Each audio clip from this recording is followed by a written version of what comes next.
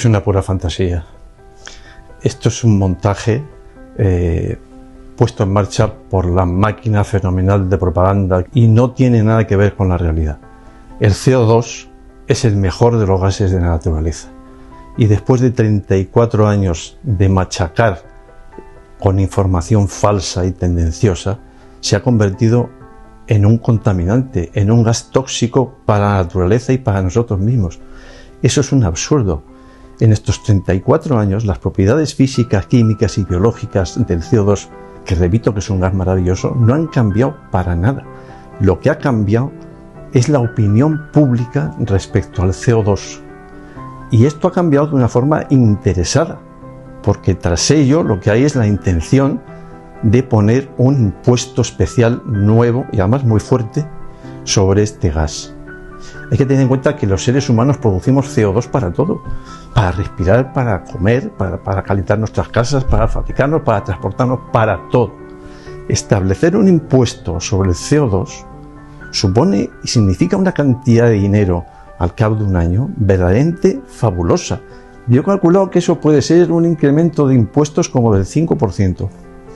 Y de hecho, no son impuestos futuros y quizás sí o quizás no. La industria ya está pagando esos impuestos. El segundo paso es que empecemos a pagarlos los particulares. Es decir, que además de pagar un impuesto fuerte por comprar gasolina, paguemos otro impuesto fuerte por usarla. Y esto es un disparate, porque es lo mismo que pagar un impuesto por comprar pan y un segundo impuesto por comérnoslo. Absurdo. La vida en la Tierra nació de tres componentes. El CO2 de la atmósfera, que hace 3.800 millones de años era abundantísimo, había un 18%, mientras que del oxígeno solo había un 1%. El agua de los mares y la energía del sol. Esos tres componentes son los componentes básicos de la vida. Por supuesto, el más básico de todos, el CO2. A partir de ahí se creó la vida. Esa vida se alimentó de CO2 y fue transformando CO2 en oxígeno. La respiración de las plantas y las bacterias vegetales lo que hacen es respirar CO2 y producir oxígeno. La vida animal usa el proceso exactamente contrario.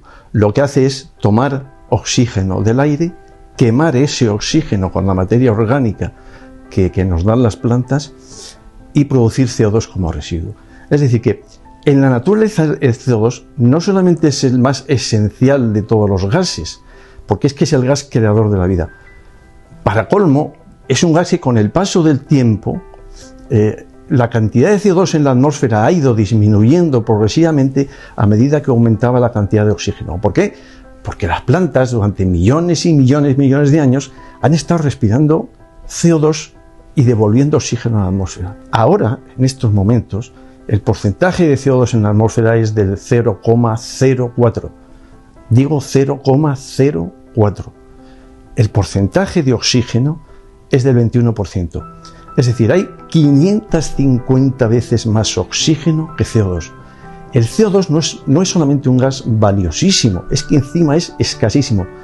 Escasísimo pero fundamental para la vida de las plantas.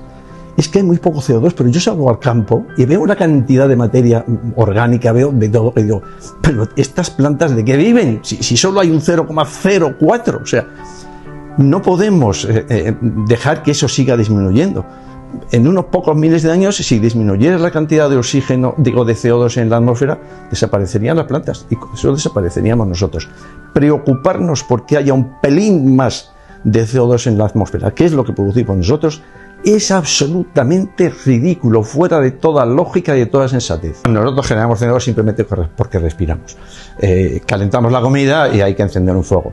La calefacción de nuestras casas es gasoil y hay que gastar CO2. Vamos produciendo CO2 de forma natural. Entonces, pero quizás lo más importante, yo creo, para el lector es entender, digamos, la maldad del CO2 que podemos producir. Es decir, nosotros somos productores de CO2. Ese CO2 es dañino para la atmósfera,